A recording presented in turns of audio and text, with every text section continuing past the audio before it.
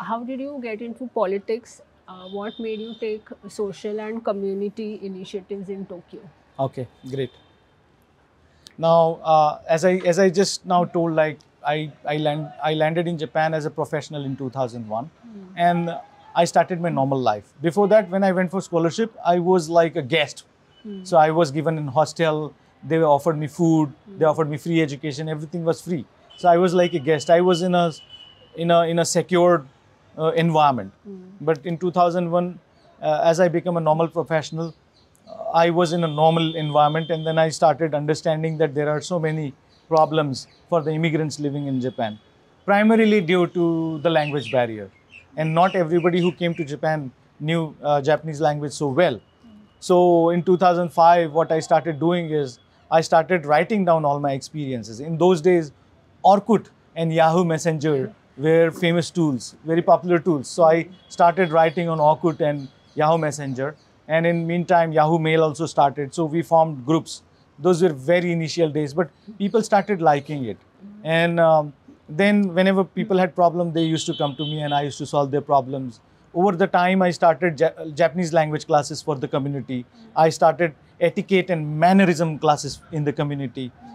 Then I also started the how to handle the disaster drills for the immigrants. Because when disaster drills for the Japanese would happen, only Japanese would attend. Foreigners won't go there. Right. So I requested the fire extinguishing team that if they can actually create some special programs for that. And then we also started Diwali festival and all in Japan. It was really starting up kind of. So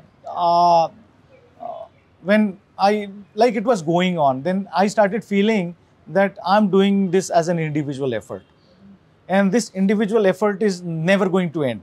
Because what happened is in Japan, it was normally the IT people who were coming. And IT people come on projects. So they come, they finish their projects. The projects would be 3 months, 6 months, 1 year kind of. They finish their projects and they go back. Then again, new people coming. And this rotation, this cycle is going on. And in 2011, when the Great Eastern Earthquake took place, 40% of Indian just vanished from Japan. Boof. And then again, 2013, those people with the same numbers, they came back. But those who came back were totally new people, fresh batch. So I said, no, this is really not working. So in the meantime, I started All Japan Association of Indians, a conglomeration of all the Indian associations in Japan. We first decided to create a website because, I realized a new problem that when we posted something on the SNS, say Facebook, by 2008-9, Facebook started up, Orkut had gone. So what I realized is when I'm posting an information, it goes down to the bottom. And people are normally not searching it. So I thought this is not a really, effective tool. So we decided to build a website. You can see that website. It is really well done. We have created an FAQ that when you are coming to Japan, you will have these questions. So read this.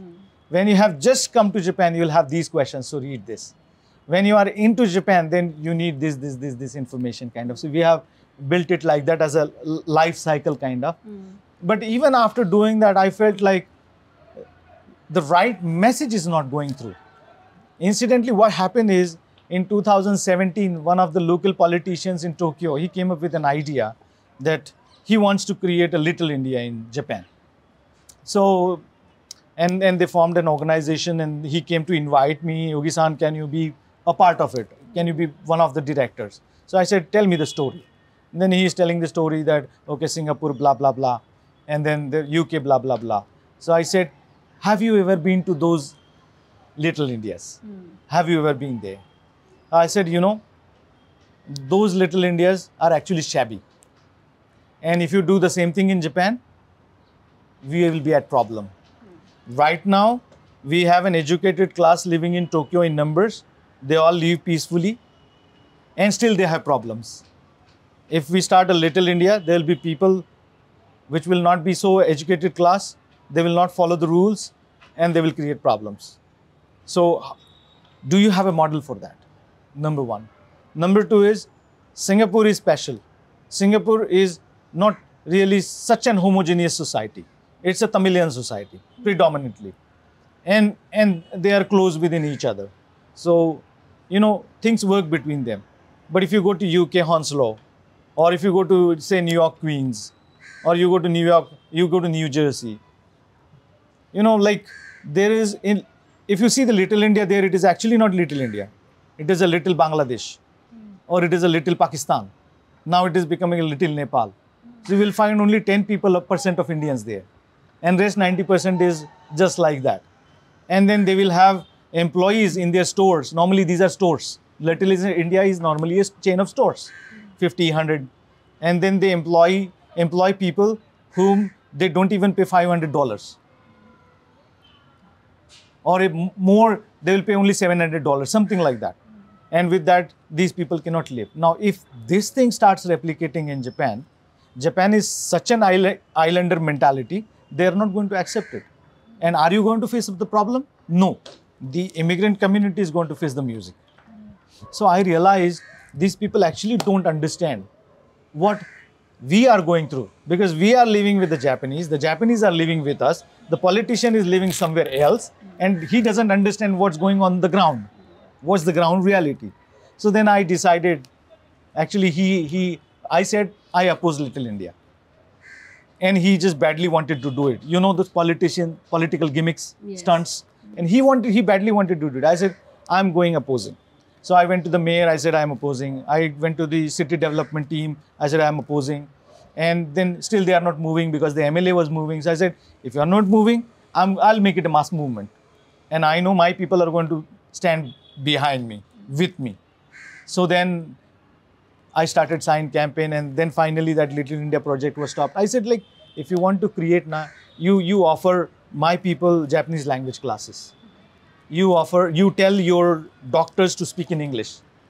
The answer to bring immigrants and Japanese together is not a Little India. It's basically some important life services which these people need. So that should be your priority, not a Little India. So then basically he stopped the thing, but then so he said he will throw me out of Tokyo or Japan. So I said, hey bhai, wait. We are grown up in an environment where we all those goons around us. And so don't think like I'll be butched with what you're saying. That's number one. Number two is I knew that he's going to do something like that. So I was recording the conversation. I said, if I put out this conversation, it will be end of your career. So be careful. So then later he didn't continue with that project.